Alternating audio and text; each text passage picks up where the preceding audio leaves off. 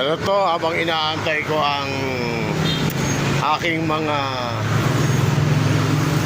ipabubulok. Ayan o.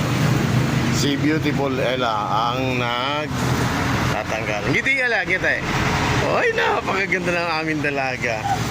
Ang swerte ng mapapangasawa nito. Napakabait. Ayun si Atan, ang kanyang kapatid. Ayan. Ha? Huwag kang may stress. Kailangan pa sa umaga, pagising, umiti ka, pasalamat ka. Buhay tayo. Ayan, di ba? Ayun, hindi pa namimili, hindi pa Stress ako kasi baka nakakabili ng mga bagong prutas. Naubos kahapon.